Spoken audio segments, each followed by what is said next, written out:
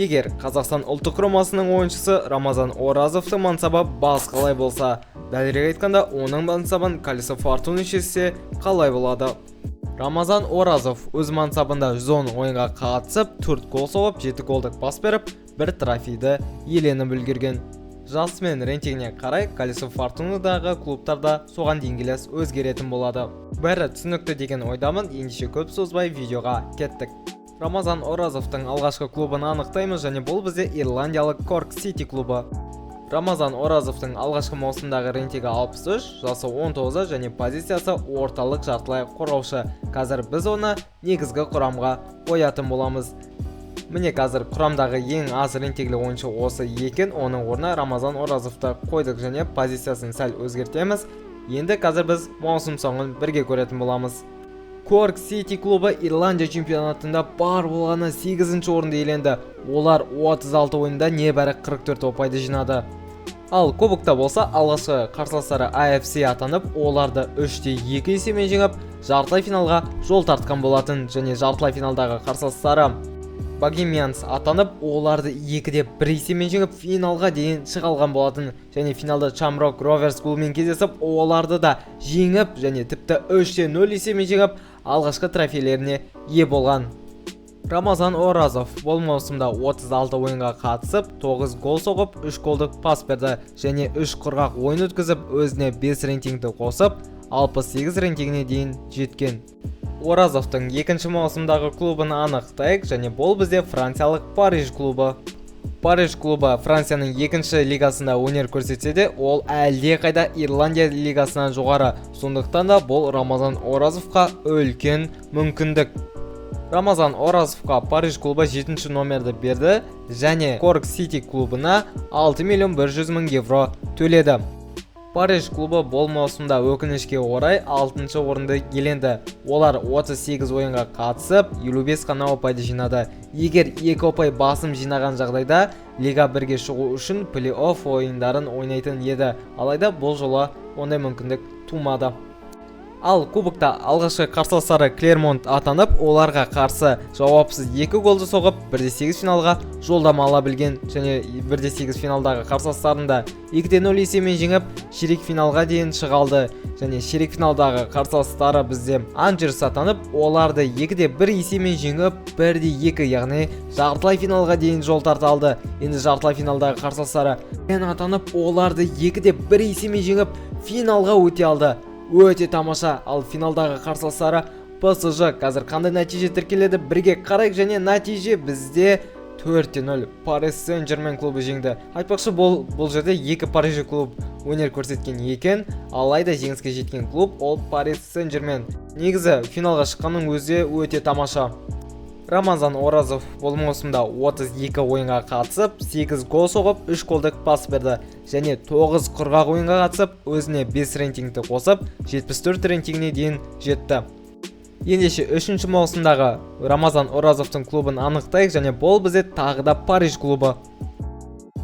Ой, Париж клубы алдыңғы маусымнан тіпті нашар өнер көрсеткен. Олар бұл жолы 7-ші орынды иеленген екен, алайда ұпай бойынша сәл көп, 38 ойында 61 ұпайды жинаған. Егер 3 ұпайды басым жинаған кезде, Лига 1-ге арналған плей-офф ойындарын ойнайтын еді, бірақ тағы да бұйырмады. Ал кубокта бірден жеңіліс тапты. Олардың қарсыластары Басия атанып, олармен тең ойнап, соңында қарсыластары пенальти сериясы арқылы жеңіске жеткен.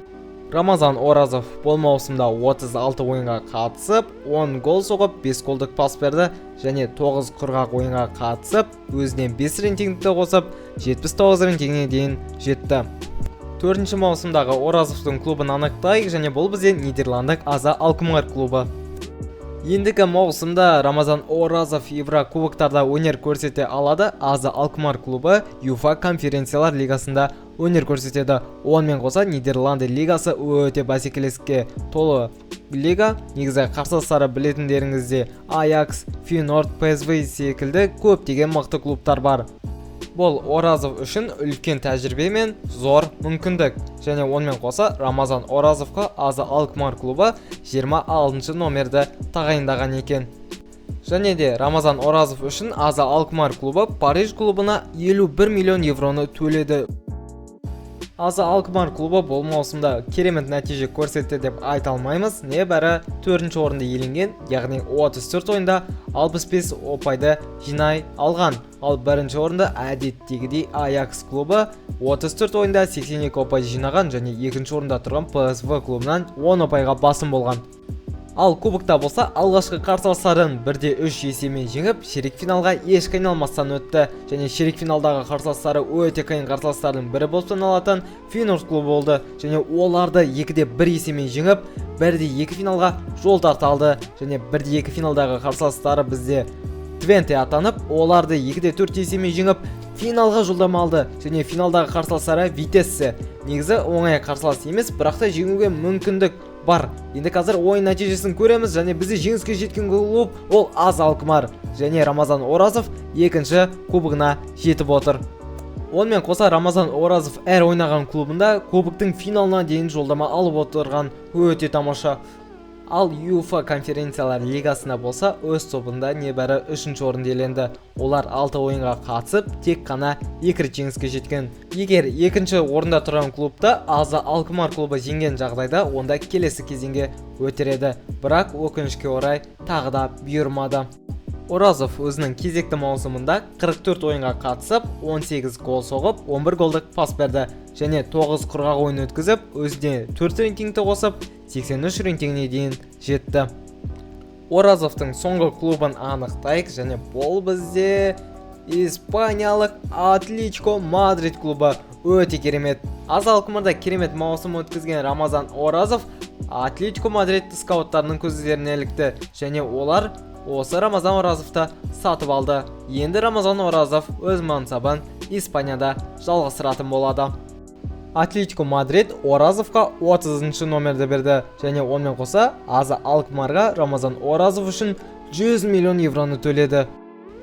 Атлетико Мадрид клубы әдеттегідей 3-ші орынды иеленді. Олар 38 ойында 75 ұпайды жинады. Ал чемпиондықты Реал Мадрид клубы иеленді.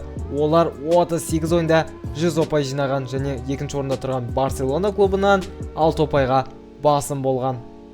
Ал Супер кубокта болса, алғашқы қарсыластары Реал Мадрид атанып, олардан 2-1 есебімен жеңіліс тапты. Және бұл Супер кубоктың иегерлері дәл сол Реал Мадрид клубы атанды. Яғни олар Барселона клубын 1-0 есебімен жеңді. Кубокта алғашқы қарсыластары Кадиз атанып, оларды 1-3 есебімен жеңіп, оңайлықпен келесі кезеңге өте алды. Келесі кезеңдегі қарсыластары Гранада атанып, оларды 2-0 есебімен жеңіп, 2 жауапсыз гол соғып, ширек финалға өтті. Және ширек финалдағы қарсыластары Валенсия атанып, оларды 2-3 есебімен әреңдеп жүріп жеңіп, жартылай финалға жолдама алды. Алайда жартылай финалдағы қарсыластары Барселона атанып, олардан жеңіліс тапты. Және бұл кубоктың иегерлері бізде Барселона клубы атанды. Олар Реал Соседат клубын 2-1 есебімен жеңді.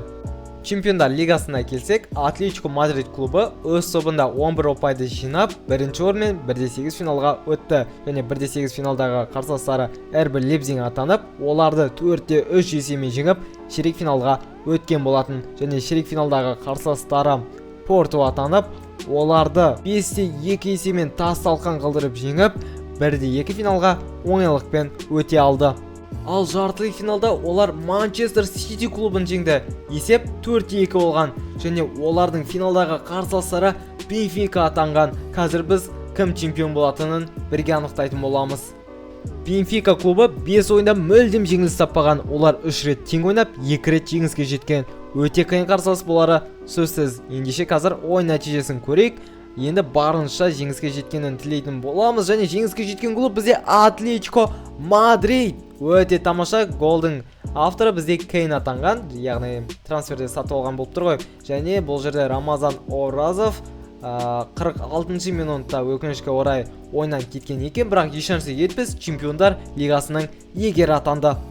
Осылайша Оразов өзінің соңғы маусымда 23 ойынға қатысып, 10 гол соғып, 5 голдық пас берді, және 3 құрғақ ойын өткізіп, өзіне 3 рейтингті қосып, 86 рейтингіне дейін жетті. Осылайша Рамазан Оразов 5 маусымның ішінде 171 ойынға қатысып, 45 гол соғып, 27 голдық пас берді, және 3 трофейді алып үлгерді. Достар, осылайша видео аяқталды. Видео ұнаса лайктарыңызды басып, арнаға тіркеліп кетіңіздер. 2500 оқырманға сәл ғана алдық. Ендеше сау болыңыздар.